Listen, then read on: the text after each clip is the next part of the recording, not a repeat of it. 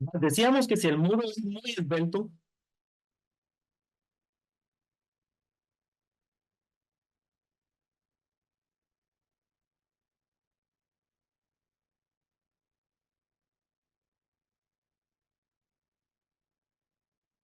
y por alguna razón recibe una carga significativa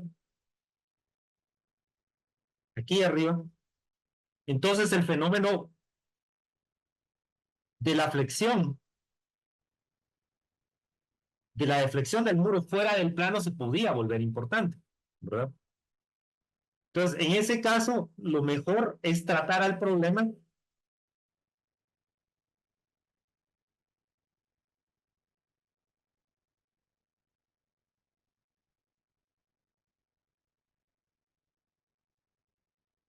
de elemento finito,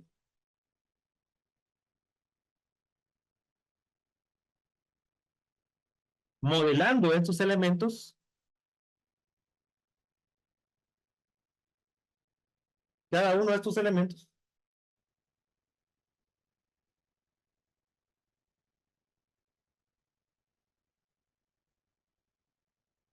como elementos tipo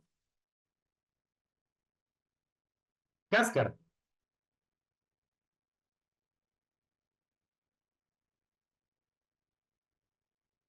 en los cuales va a ser importante siempre la acción axial que en la literatura aquí que estamos utilizando, pues le llaman normal a esas cargas, ¿verdad?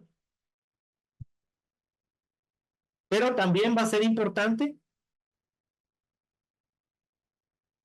el momento,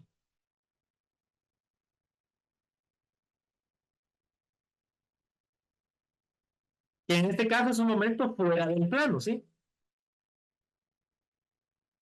Si lo vemos de lado, hagamos de cuenta que lo vemos de lado. Va, digamos que este es el eje X y ese es el eje Y, o el eje Z, digamos, si quieren, no sé.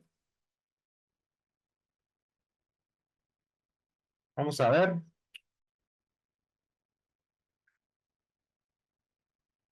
X y ese, va, digamos que este es el eje Y, pues va.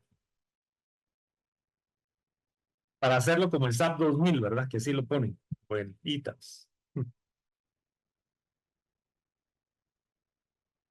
Entonces, si vemos en el plano YZ el muro, va, en el plano YZ, ¿verdad?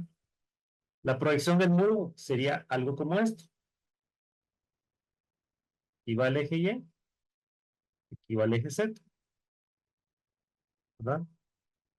Entonces, agarré un elemento cualquiera, qué sé yo, este que está aquí. Entonces, ese elemento, lo que estuve diciendo, lo que estoy diciendo es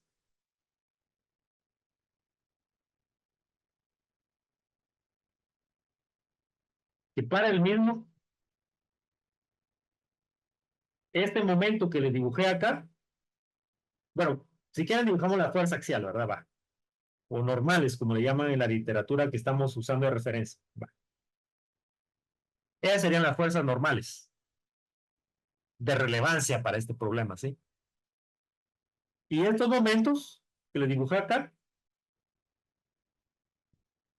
serían, ya vistos en proyección, se dibujarían de esta manera.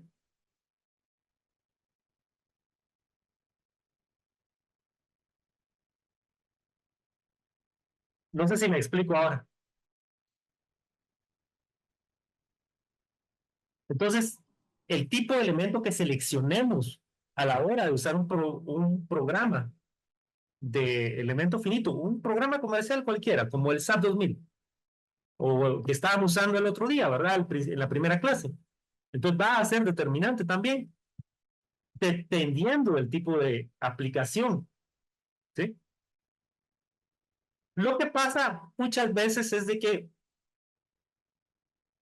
el problema de los muros puede ser, la, la mayoría de las veces tal vez puede ser modelado, si no estamos hablando de estructuras muy altas o qué sé yo, pues sí puede ser,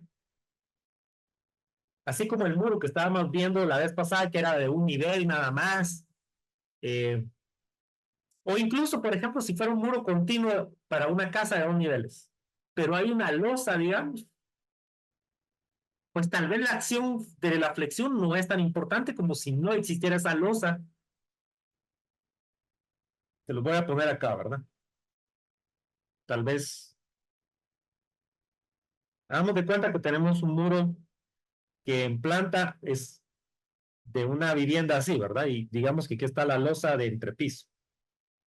Aquí está la losa final, digamos. Qué sé yo, tenemos algo como esto. Ventanitas, ¿verdad?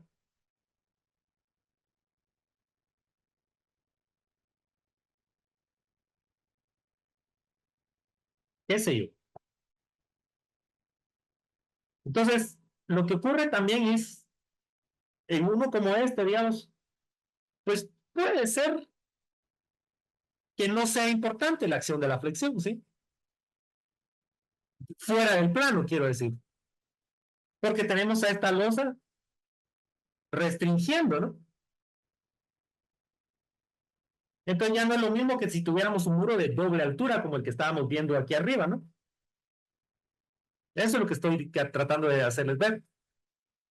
Entonces, parte de la intención de este curso es de que también ustedes aprendan a utilizar o a seleccionar qué tipo de elementos utilizar en un programa comercial cuando les toque resolver problemas de ingeniería estructural. Entonces, por eso le estoy dando un poquito de importancia a esto, ¿sí?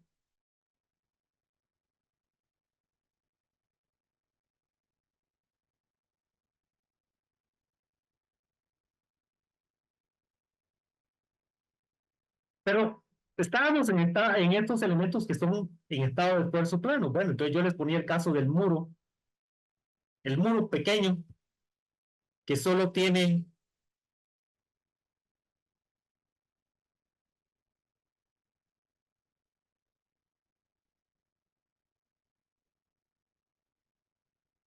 el muro pequeño que solo tiene pequeño en altura, quiero decir, ¿verdad? Una casa de un nivel,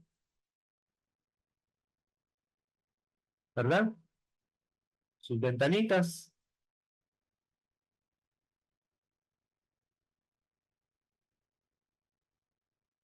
una puerta.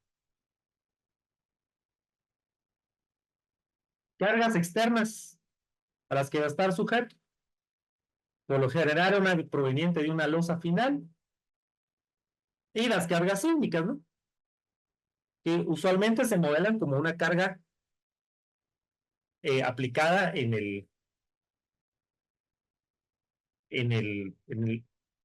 ahí justamente en la losa final, ¿no? Entonces, este sería un problema de estado de esfuerzo plano, ¿sí? En el que la acción importante es la que les voy a poner ahorita. Si vivimos en elementos finitos,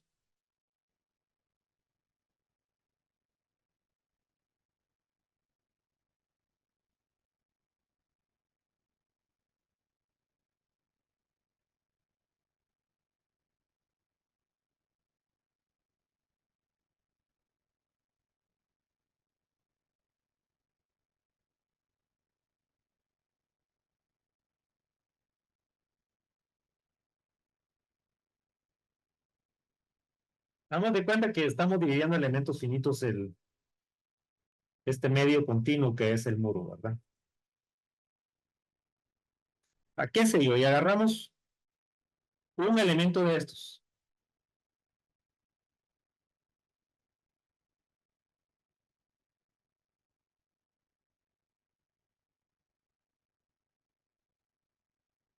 Entonces, si decimos que está en estado de esfuerzo plano, lo que estamos diciendo es que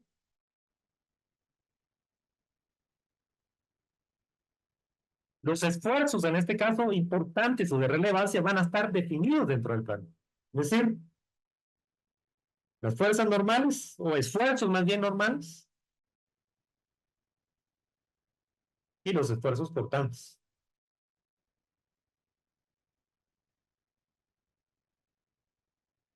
¿verdad? Y la acción del plano, fuera del plano, perdón, como no va a ser relevante, como sí ocurría con este problema del muro esbelto que les estaba diciendo hace un rato. Entonces, este sería un estado de esfuerzo plano.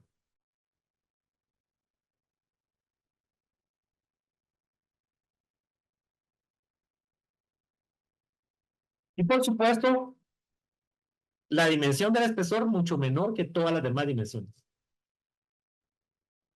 Todas las demás dimensiones que definen, en este caso, nuestro muro, por ejemplo.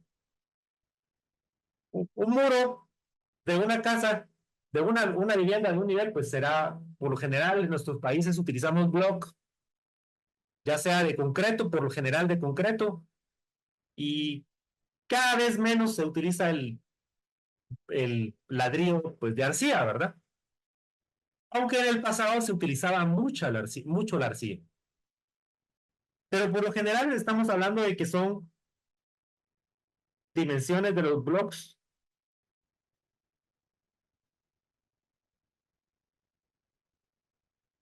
de, que varían entre los 15 y los 20 centímetros, ¿verdad?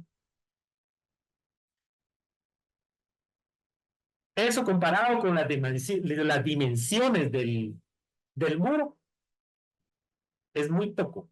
Entonces se cumple también esto, ¿verdad? De que el espesor sea mucho menor que todas las demás dimensiones dentro del plano y que las cargas de apoyos estén activas en el plano exclusivamente, ¿verdad?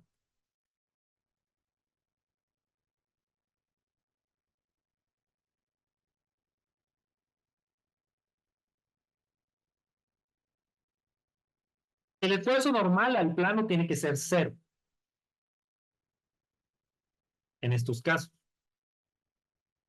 Y todos los demás esfuerzos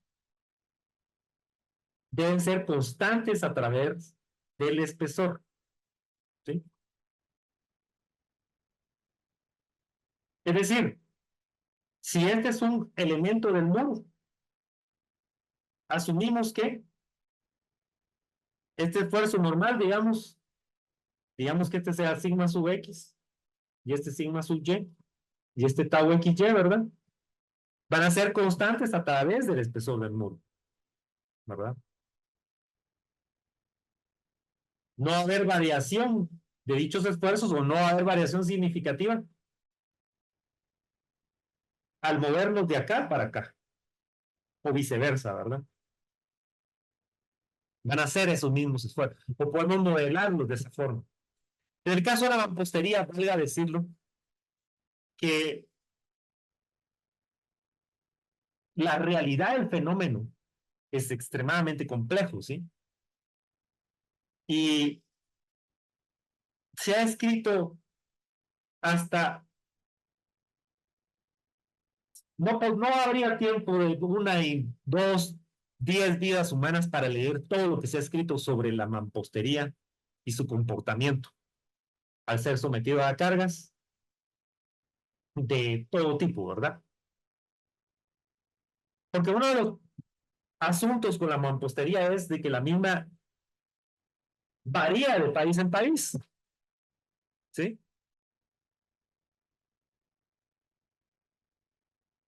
Hay literatura muy buena, por ejemplo, de la Universidad, vamos a ver, de la UPC, de la Universidad Politécnica de Cataluña, sobre este tema.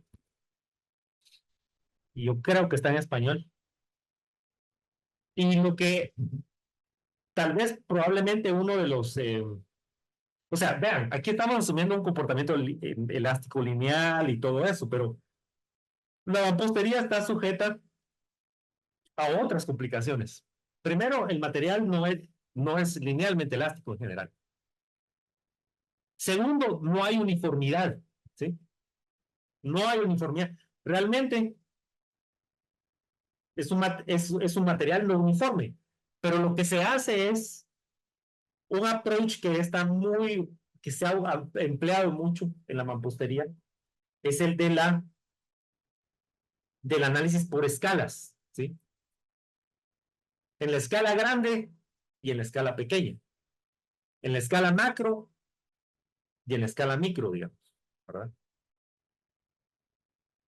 Y entonces se han podido resolver problemas extremadamente complejos y experimentalmente, pues, por ahí han andado las soluciones numéricas comparados con, con lo que se ha encontrado experimentalmente, ¿verdad? Pero para el ingeniero en el día a día, que lo que tiene que buscar es soluciones prácticas, ¿sí? Por lo general lo que se hace es que se modelan los sistemas estructurales como linealmente elásticos y después se aplican algunos factores que nos van a dar una noción de cómo se está comportando realmente el sistema, ¿sí? Y cabida para hacer análisis no lineal en el material y en la geometría, es decir, considerar inelasticidad y no linealidad geométrica, aunque en el caso de la mampostería, pues lo más importante, por supuesto, es la no linealidad del material, pero hay problemas en los que sí es importante la no linealidad geométrica. Entonces, el ingeniero promedio lo que hace en su día a día es buscar soluciones numéricas dentro, dentro de lo posible, ¿verdad? Considerando materiales linealmente elásticos, ¿sí? Y cuando hay comportamiento, cuando se espera que haya comportamiento inelástico o postelástico, como le llaman, pues lo que se hace es que se aplican ciertas normativas que vienen de los cosmos, ¿verdad? Sin embargo, si hay una amplia literatura y extensa en la cual ustedes llegado el momento, pues se pueden especializar incluso y la materia da de sí para muchísimo más todavía. Porque la realidad es que con todas las herramientas numéricas que están apareciendo, todo lo que tiene que ver con la inteligencia artificial, por supuesto, y lo que ya se debe venir, como lo es la computación cuántica, a lo mejor, y estos problemas, para ellos puede haber soluciones más, más a la mano del ingeniero de a pie, que debe resolver estos problemas porque se los demanda el consumidor. Pero de momento las limitaciones todavía son grandes. Estos problemas, ya incorporando eh, la no linealidad del material de un problema tan simple como este, si quisiéramos irnos al rigor, digamos, de incorporar, qué sé yo, eh, todo lo que tiene que ver con, para comenzar, estamos hablando de un material frágil, ¿sí? Entonces tenemos que incorporar todo lo que tiene que ver con las teorías de la falla de los materiales frágiles. Pero también hay que incorporar la no uniformidad del material en la escala micro. Pero en la escala macro hay uniformidad. Y eso es lo que plantean algunos investigadores, de que si bien, si bien digamos, los ladrillos o los blocks tienen estas irregularidades, ¿sí? Al verlos en la escala micro, al verlos en la escala macro, en realidad, se puede asumir cierta uniformidad, ¿sí? Entonces, pensando en esa uniformidad, ¿verdad? Eso nos da una cierta cabida para analizar el problema linealmente, desde una perspectiva de linealmente elástico, ¿sí? Pero debemos de saber y estar conscientes de que hay muchísimo más que esto.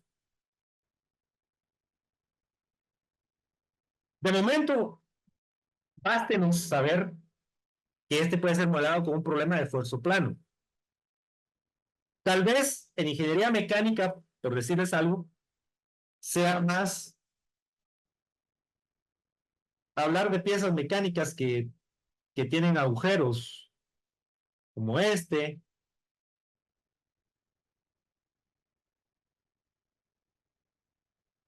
y que tienen filetes así, ¿verdad? Perdón.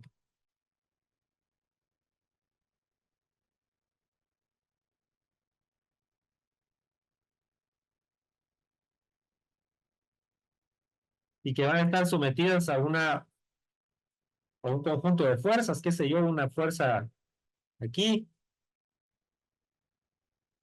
tal vez aquí no me quedó muy bien, ¿verdad? Algo como esto. Entonces, el continuo, por lo general, aunque hay fórmulas, digamos, hay ecuaciones que se plantearon para definir lo que se conoce como el factor de concentración de esfuerzos, K, ¿verdad? Que es algo así como, hagamos de cuenta que, hagamos de cuenta que la fuerza aplicada es esta, normal a este plan. Entonces, si se dan cuenta, aquí, digamos que el espesor de esto sea unos pocos milímetros, qué sé yo, unos 2 milímetros. Y tenemos aquí una dimensión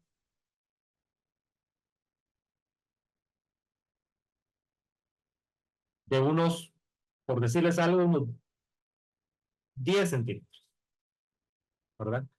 Entonces, tendríamos un área de esto por esto, ¿verdad? Acá, si hiciéramos un corte aquí, en esta sección A, digamos. Pero, si lo hiciéramos en esta sección BB, en realidad tenemos menos área, ¿no? Porque está este agujero, ¿sí? Entonces, el factor de concentración de esfuerzos lo que define es el esfuerzo acá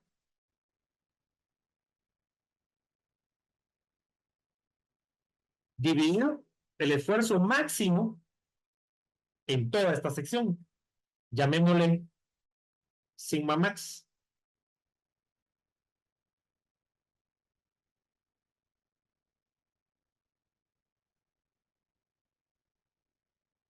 Y entonces lo que hicieron fue que los investigadores, utilizando técnicas experimentales con galgas de formación, y antes que eso, con técnicas de fotoelasticidad, como les comenté la vez pasada, lo que se hizo fue que se logró para diferentes dimensiones de un problema estándar como este,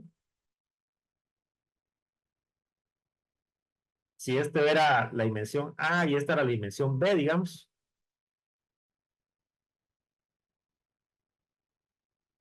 entonces se desarrollaron,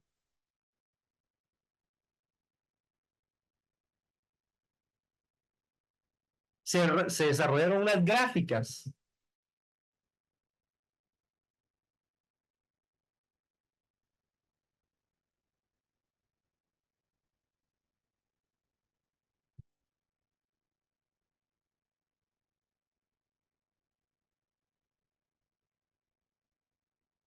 para diferentes eh, valores, por ejemplo, de la relación AB, que tenía gráficas como esta,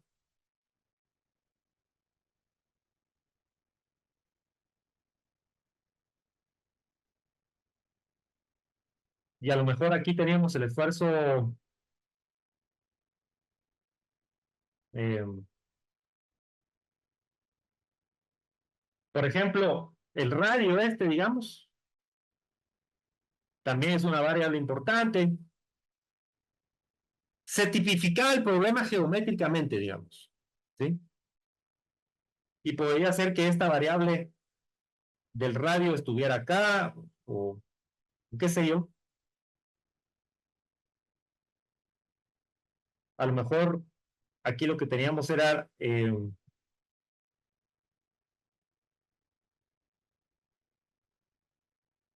perdón, ya me acordé. El factor de concentración de esfuerzo por lo general está acá, en el eje vertical, ¿sí? Y aquí lo que tenemos va a ser alguna de las dimensiones, qué sé yo, tal vez Aquí lo que vamos a tener tal vez es A partido B, digamos, en el eje X. Y aquí vamos a tener curvas para diferentes valores del radio, por ejemplo. ¿Sí? Para un problema como este tipificado. Pero así como hay gráficas para un problema como este, pues también había para otro tipo de problemas, digamos, como para, qué sé yo, problemas en los que en lugar de tener una placa, tenemos un agujero, pues tenemos dos, ¿verdad?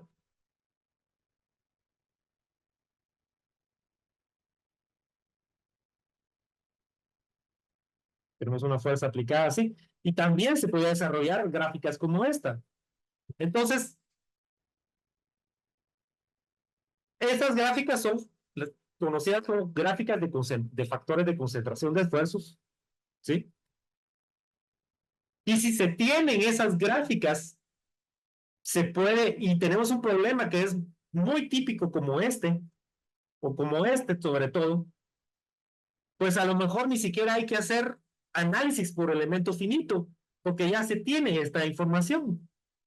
Esto lo pueden encontrar en un libro que se llama, vamos a ver, Peterson's Stress Concentration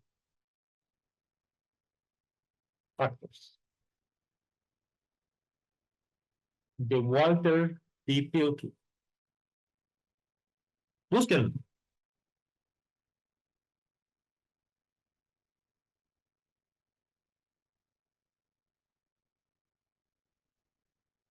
¿Por qué lo sé? Bueno, porque usé esta literatura para hacer eh, un trabajo de tesis, ¿verdad?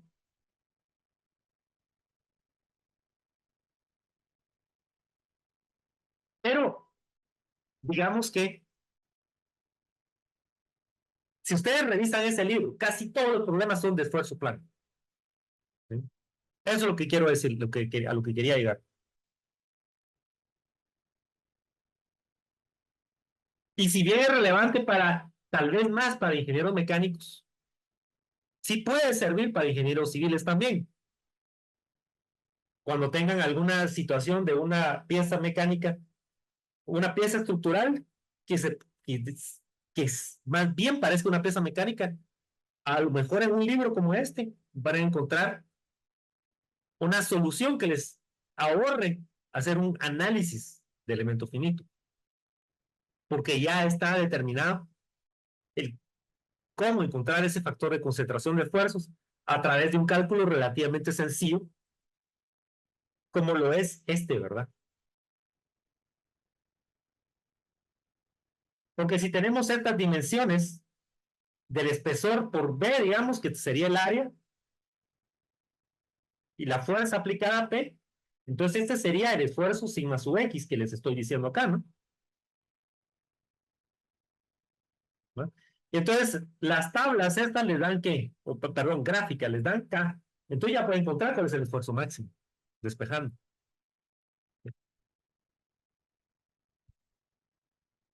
Entonces, esa es otra forma de solucionar problemas de esfuerzos. Pero mayormente está orientado esto que les estoy diciendo a piezas mecánicas, ¿no?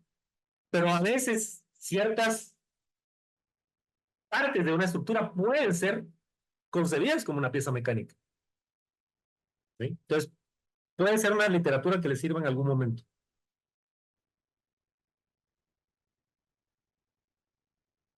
Entonces, solo recapitulando, lo importante para un estado de falsos planos es que el espesor es mucho menor que todas las demás dimensiones, lo repito como por tercera vez, pero tiene que quedar claro esto, y que las cargas y apoyos actúan en el plano exclusivamente.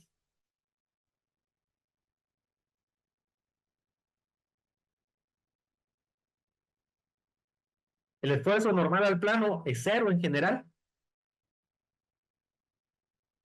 y los esfuerzos son constantes a través del espesor.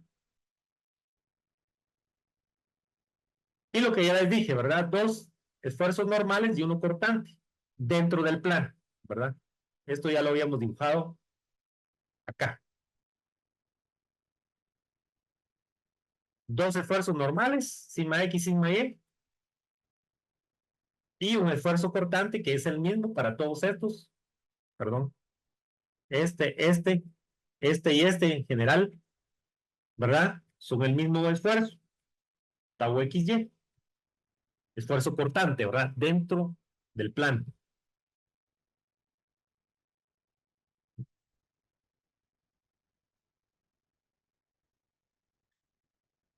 Pero otro problema es el de deformación plana. Es un problema también de sólidos tridimensionales, pero que se puede modelar como un problema bidimensional.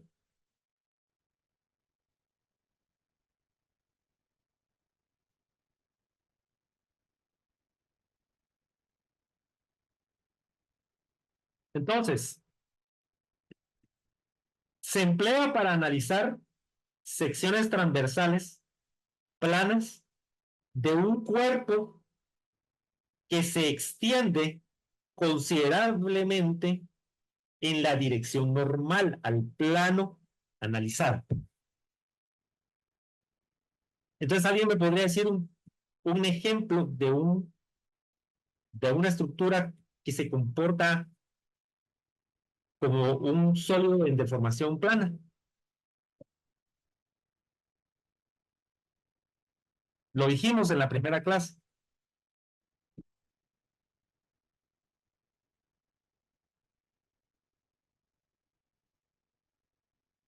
Fíjense, pues,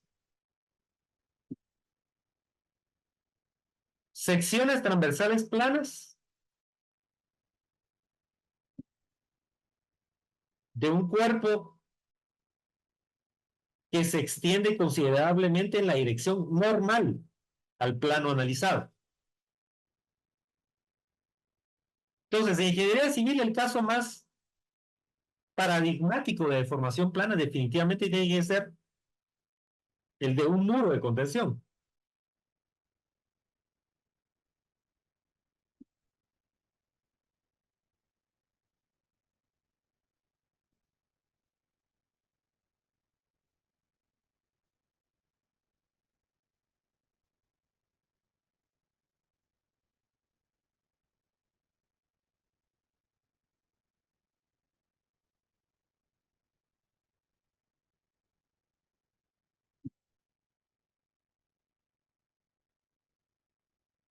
Entonces, ¿qué pasa con los muros de contención? Bueno,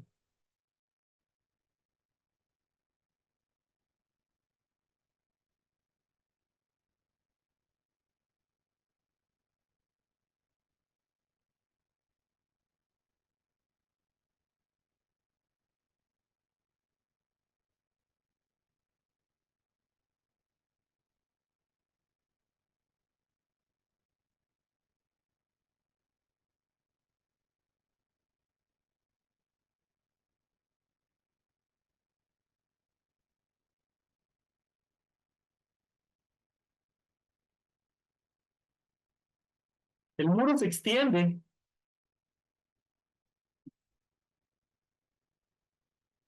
en la dirección normal al plano analizado, porque el plano analizado, ¿cuál es? El de la sección transversal del muro, ¿no? Entonces, el muro realmente se extiende, ¿verdad? En esa dirección en esa dirección normal al, a la, al plano analizado.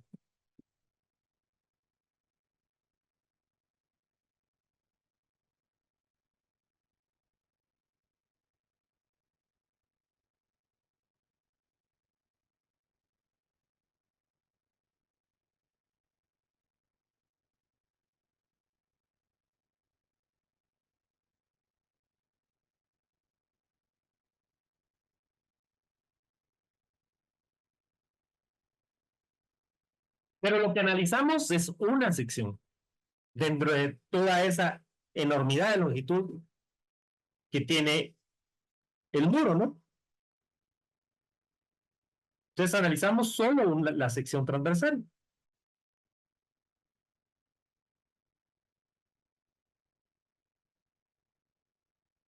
realidad se trata de un sólido tridimensional. Sin embargo, las cargas que son relevantes para este problema están definidas también dentro del plano de la sección transversal. Y las que son, ahí sí que normales a este plano, esas dimensiones que son normales al plano, no, digamos, ¿verdad? Aquí, más bien aquí sería la cosa. Si existiera alguna carga que fuera normal al plano, no va a ser tan relevante. Y entonces podemos despreciar ese efecto si existiera. Y las únicas cargas que nos interesan, pues por lo general vienen, son algo así como estas, ¿verdad? La carga de presión de tierra, la carga de la presión activa, la presión pasiva, si se va a tener en cuenta, ¿verdad? Bueno, ¿y cómo responde, verdad? Digamos aquí abajo, pues tendríamos una reacción algo como esto, ¿sí? Y ya a la hora de hacer el análisis del muro, pues ya, pues hacemos un corte aquí,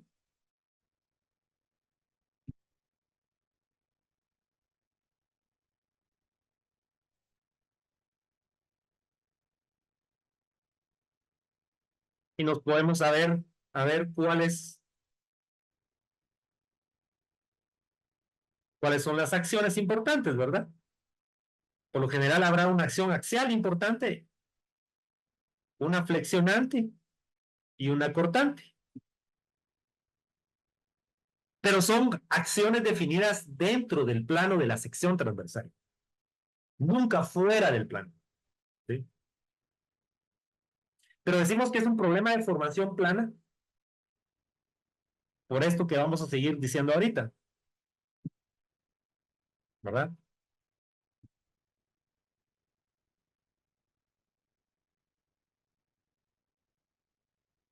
La deformación normal al plano es cero. Por eso decimos que es deformación plana, que solo hay deformación dentro del plano. Pero fuera del plano la deformación es cero. Deformación, no esfuerzo. Deformación. Y las cargas y soportes, ¿verdad? Actúan en el plano de la sección transversal, lo que les estaba diciendo hace un momento. Entonces aquí no solo es un muro de contención, aquí hay varias aplicaciones, ¿verdad? Listadas. En túneles, presas, ya dijimos planos, muros de contención, secciones de carreteras, secciones de contenedores a presión. O sea, hay muchas aplicaciones para este tipo de problema.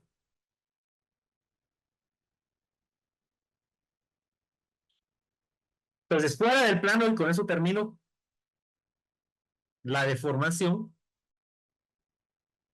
se considera que es en la dirección Z, digamos, epsilon en la dirección Z es Z. Entonces, por eso decimos que, que no hay deformación fuera del plano, entonces, por lo tanto, es un problema de deformación plana.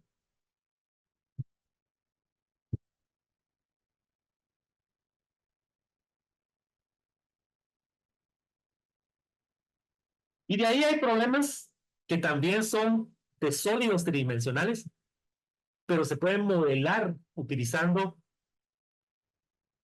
eh, un formato bidimensional. Y tal es el caso del modelo plano axisimétrico, que se refiere a secciones de estructuras con un eje de simetría axial. Y que el plano de análisis es un corte a través de la estructura, conteniendo al eje de simetría axial. Entonces, hagamos de cuenta que lo que tenemos es por decirles algo, un Vamos a ver si me sale, ¿verdad, jóvenes? Un cilindro, digamos.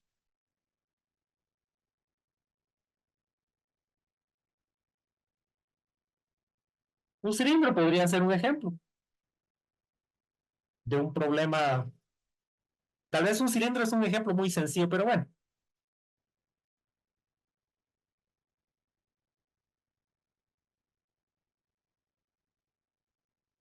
qué sé yo.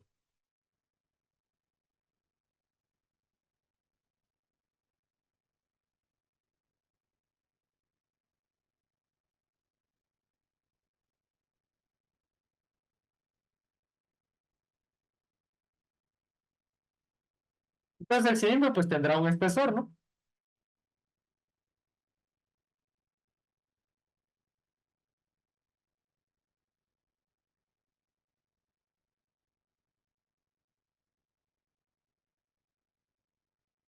Mm.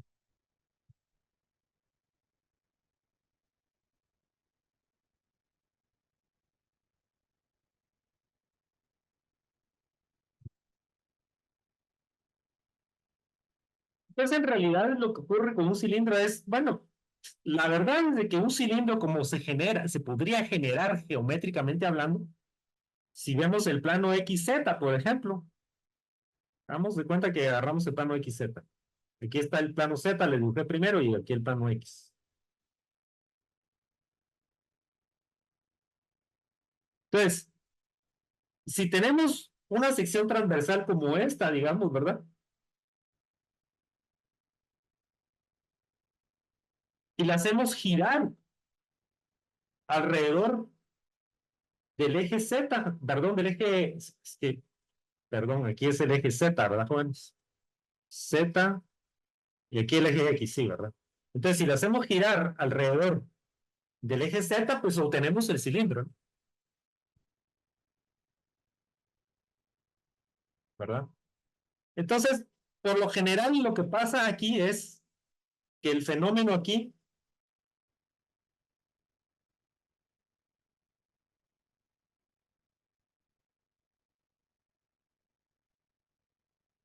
es algo como esto. Hay una presión, ¿verdad?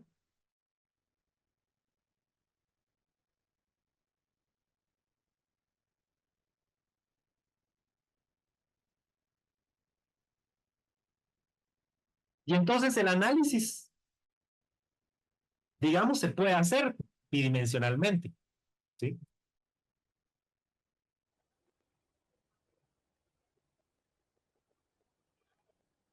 Entonces veamos qué dice la teoría alrededor de este tipo de problemas.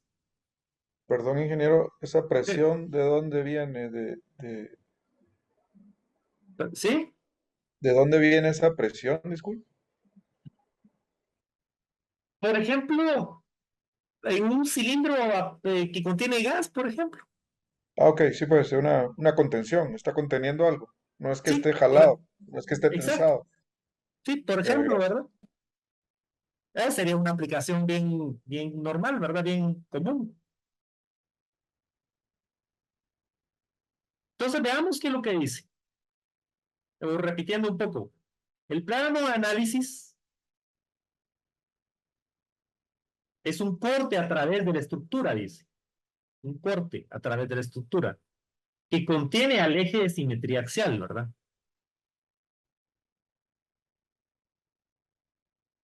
Y los esfuerzos y deformaciones serían de esta forma. Habría esfuerzos en la dirección normal al plano analizado, o lo que se conoce como una presión circunferencial, que es lo que yo les estaba diciendo. O sea, el eje de simetría pues sería aquí el eje Z, ¿verdad? Aquí lo tenemos.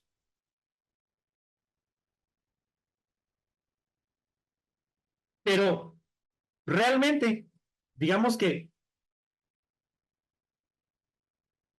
si agarráramos el cilindro, vamos a ver si lo podemos replicar aquí.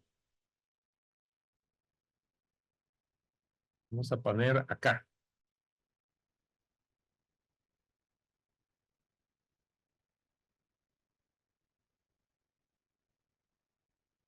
sea, si venimos y hacemos un corte aquí, ¿verdad?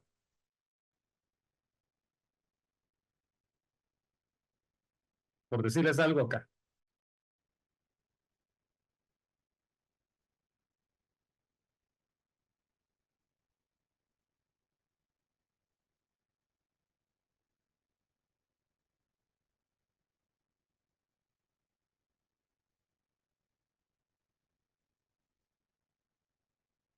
Entonces lo que veríamos es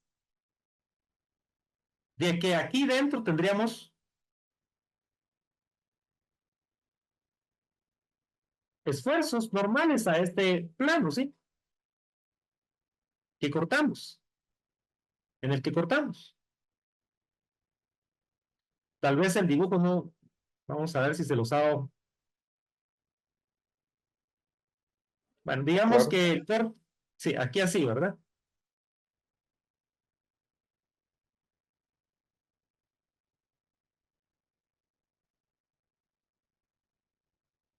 Y lo mismo pues ocurriría del otro lado del corte, ¿verdad?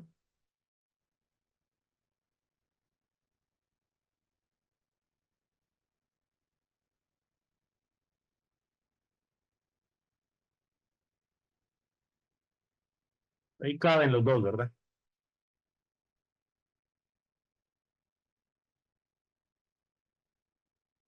Entonces lo que tenemos en realidad es que si este corte, haciendo de cuenta que lo hicimos acá, aquí en naranja, ¿verdad? Es esta sección misma que tenemos aquí. Entonces, estos esfuerzos serían aquí, su proyección sería como un punto, ¿verdad? Jóvenes? Pero en realidad son flechas saliendo del plano, ¿sí? Eso es lo que quiero decir. Entonces a eso se refiere esto, que es una presión circunferencial,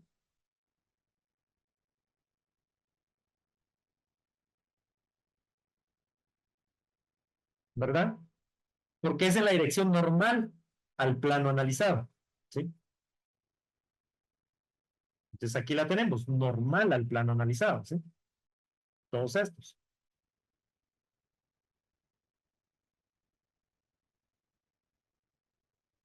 Y las deformaciones, bueno, esfuerzos y deformaciones, les denominamos de anillo, ¿sí?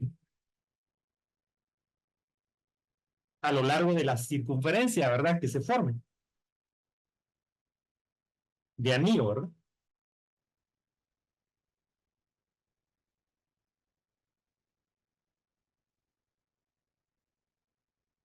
Y estas son las que dominan la respuesta, ¿sí? Y las aplicaciones, lo que estábamos diciendo, ¿verdad? En tanques y contenedores a presión, entre otros, ¿sí? Entonces, estos son modelos de con plano simétrico, ¿verdad? Porque en realidad, este es un plano de simetría, ¿sí? Un plano de revolución le llaman también a veces. ¿Por qué? Una sección como esta, como les dije, ¿verdad? La giramos y forma un cilindro. Pero igualmente, no necesariamente tiene que ser una sección como esta.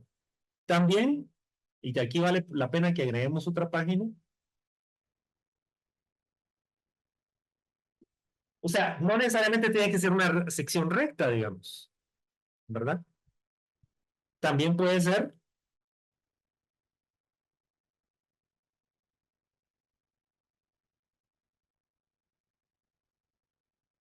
una sección, eh,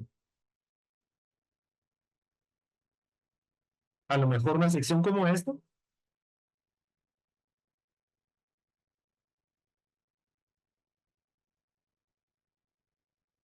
un plano XZ, digamos, y al girarla,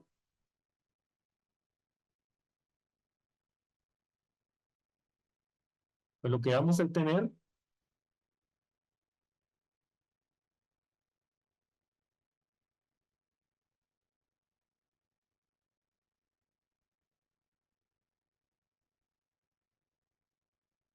Pues sería algo como esto, ¿no? Vamos a ver si me sale.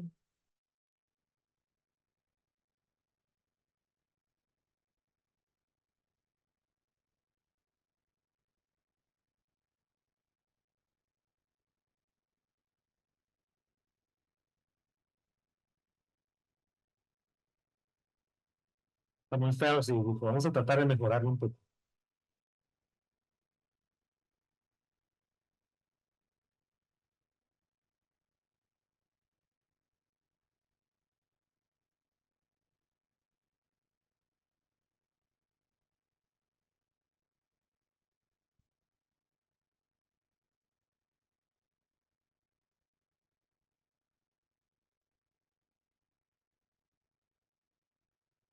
Algo como esto, ¿no? Una aplicación, tal vez, que yo no sé si aquí la hemos visto alguna vez en nuestro país, sería, no sé si han visto ustedes las torres de enfriamiento, que tienen una forma, tienen forma de, no sé si son, ¿cómo le llaman a estos elementos? Ahorita no les tengo el nombre, pero en otros países es muy común ver torres de enfriamiento como estas, ven.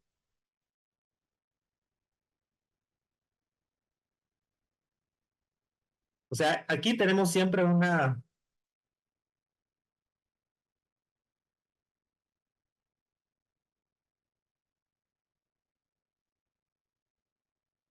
como esto, ¿sí?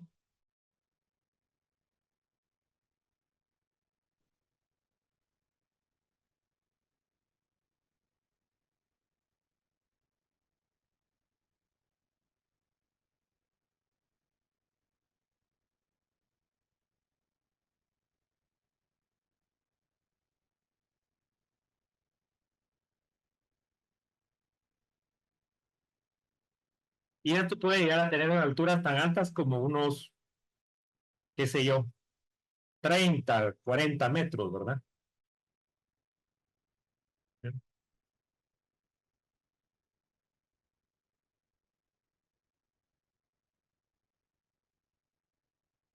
Entonces, esa sería una estructura que a lo mejor, si tenemos algo como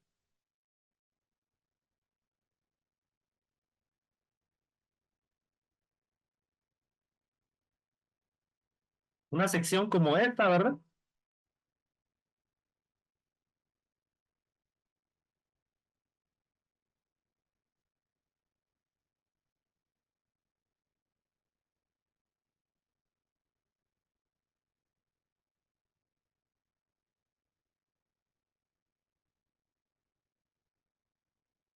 Pues ahí está, ¿verdad? Que al girarla, pues obtenemos esto, ¿verdad?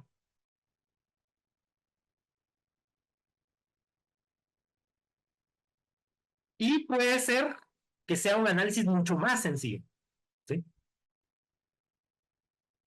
Que si modelamos esto con elementos tipo cáscara, por ejemplo, ¿sí?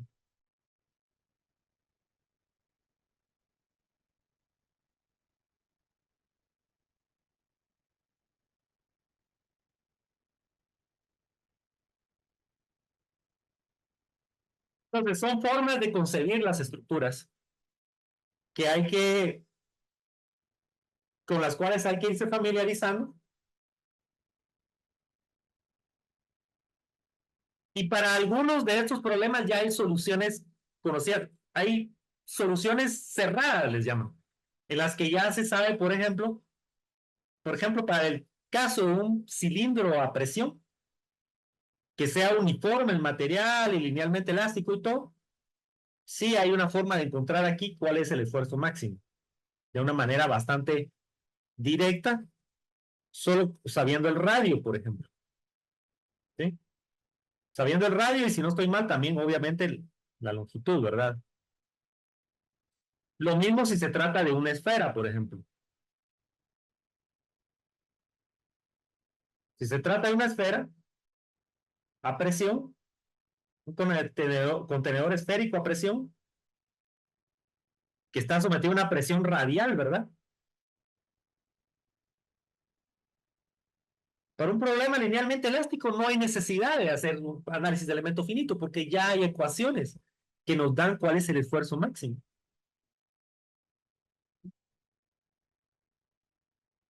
Sin embargo, puede ser que para problemas en los que la geometría se complique y no sea tan uniforme el, la geometría, pues sí haya que hacer un análisis completo de, de elementos finitos, ¿verdad? Utilizando elementos tipo cáscara en este caso. Los elementos tipo placa solo se utilizan en ingeniería civil, prácticamente solo los usamos para losas, ¿verdad? Que eso fue algo que se me olvidó mencionarles. Pero esto sería como que a grandes rasgos eh, el collage de elementos que podemos tener, ¿verdad? Cuando veamos cada uno de estos tipos de elementos, pues vamos a ver más en detalle cómo se modela su comportamiento, cómo se aproxima a su campo de desplazamientos y por lo tanto de deformaciones, utilizando mayormente lo que conocemos como la formulación de elementos isoparamétricos. Pero de momento, ya habiendo visto los tipos de problemas que tenemos, hablemos un poco de los elementos finitos como tales.